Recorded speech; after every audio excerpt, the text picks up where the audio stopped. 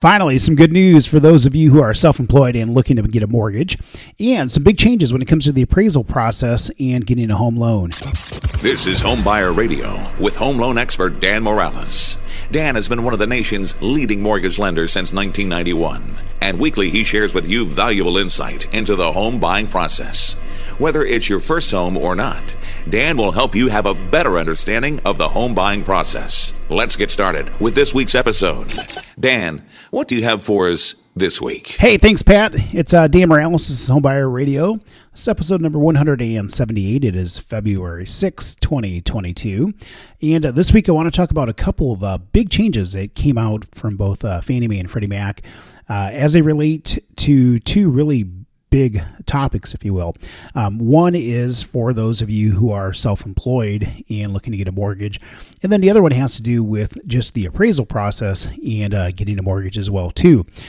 Both are actually some really good news, which is nice, right? After what they did to us with the change in second home financing here recently, these changes are actually something for the positive. So go figure, right? They giveth and they taketh away. But at least this week we're talking about stuff that they're giving back to us that's going to help make that process of getting a loan closed a little bit easier for those of you who are self-employed. Now, with for self-employed clients over the last couple of years, with the whole COVID kind of guidelines that came out from Fannie Mae back in 2020, what happened is they made the process of getting a mortgage just much more difficult for those of you who are self-employed. Now, typically, you're considered self-employed if you own 25% or more of a business.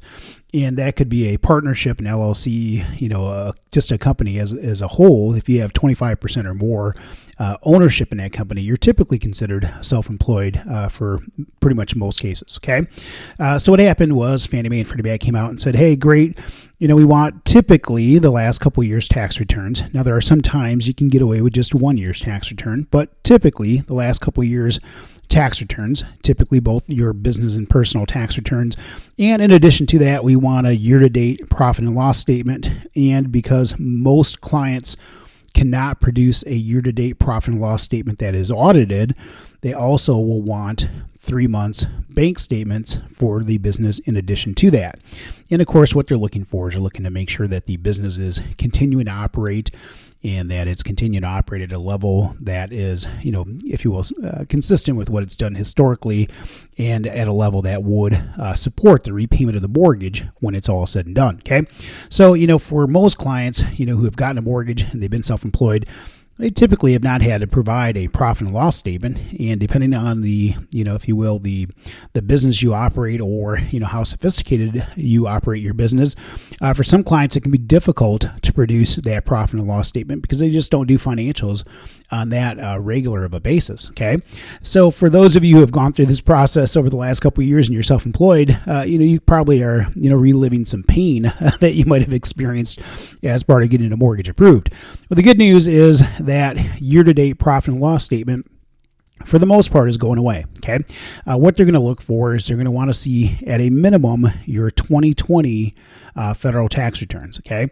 So that 2020 federal tax return is kind of the key, because if you have an extension for your 2020 tax return and you're relying on, let's say, just your 2019 tax returns, that's the most recent one you've filed, in that case, then you still have to produce a profit and loss statement, and you may have to still potentially produce the 3 months worth of bank statements as well, too.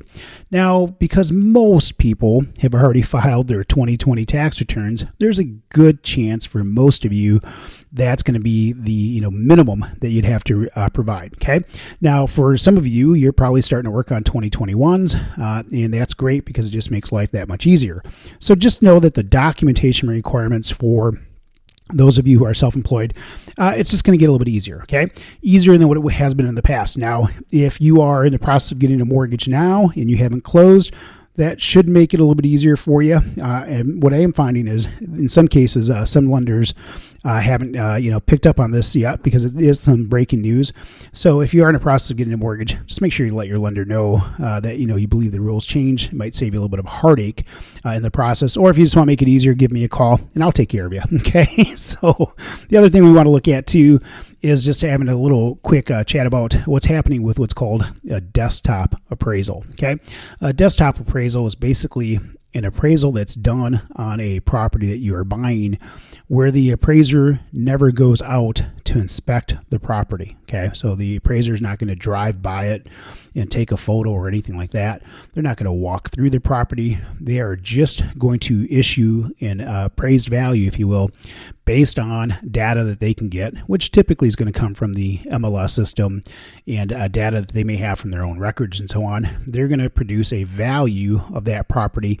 And in some cases, that desktop appraisal is going to be good enough for Fannie Mae and Freddie Mac. Now, there's a couple of criteria that apply here, okay? This doesn't just apply to everybody. You have to have a minimum of 10% down. It has to be no greater than a one-unit property, and the property has to be a primary residence, meaning that it can't be a second home or investment property, or it can't be, let's say, a 2 or 3 or 4 unit property. It's 10% down, 1 unit, primary residence, and it has to be eligible via, let's say, Fannie Mae or Freddie Mac's automated underwriting system, meaning that they have an automated scorecard that will come back and tell you whether or not you are eligible for this desktop appraisal. Now, why would you want this desktop appraisal? In all honesty, in theory, it should make getting the appraisal back that much faster. Now, that can be a big deal in some markets where there's a shortage of appraisers and lenders have difficulty getting an appraisal back within a reasonable period of time, or you just have difficulty getting an appraisal period. And I can tell you, as somebody who lends throughout the country in all 50 states, there are some markets where it can take forever to get an appraisal back, where the ability to be able to have a desktop appraisal done may help to speed that up. Now, I've got a lot of good friends who are appraisers. The other thing you've got to look at is, what's the quality of that appraisal going to be in the end?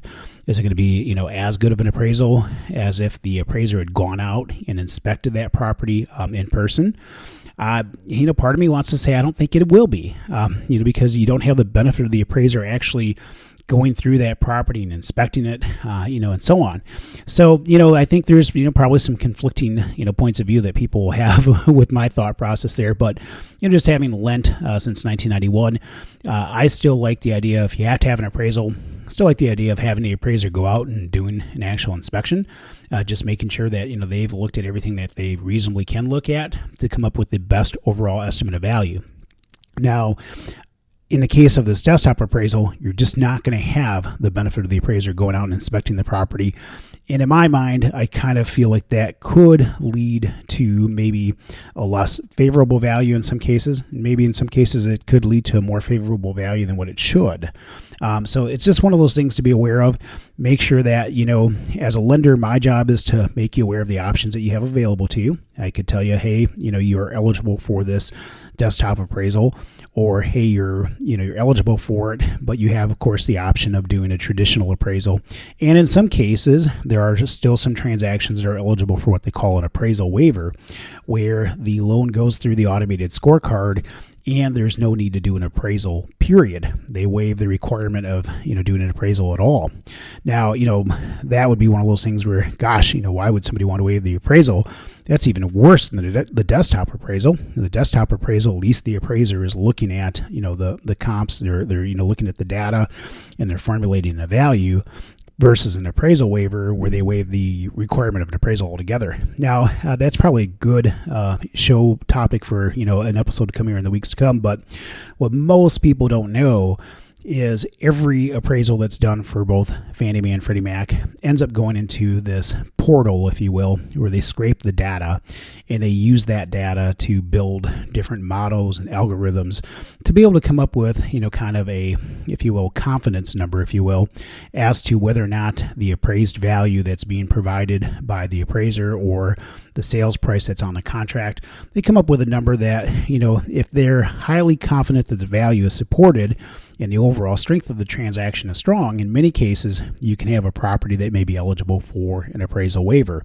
So in those cases, if you do get the option to have an appraisal waiver, not only does it save you some money, in most cases probably save you $500 to $1,000 on an appraisal. Not only does it save you some money, but you should have a high degree of confidence as well, because Fannie Mae and Freddie Mac aren't just pulling out that appraisal waiver, if you will, out of thin air. It is based on a whole lot of data. It's not like a Zillow's estimate or some other estimate of value. This is based on a ton of data, and you wouldn't get the appraisal waiver if they weren't highly confident that that value was supported. So a little bit different, I guess, kind of take there when it's all said and done. Hey, if you're in the market to get a mortgage, right? Maybe you need to refinance, to pull some cash out and consolidate debt. Maybe you are just getting ready to prepare to, jump back into the market and start house hunting and good stuff like that. We would love to have the opportunity to help you out. Again, my name is Dan Morales, America's Mortgage Man. You can find me online at danmorales.com. That's DANMORALEZ.com. Phone number is 616-931-4629. And thanks for listening. We'll catch up with you next week. Have a good one. Homebuyer Radio is a production of Dan Morales, home lending expert with North Point Bank, NMLS number 709729. Dan can be reached at 616-931-4629 or online at danmorales.com. Thanks for listening, and we invite your questions and show ideas at homebuyerradio.com. All loans are subject to credit approval. This is not a commitment to lend. North Point Bank is an equal housing lender. All rights reserved.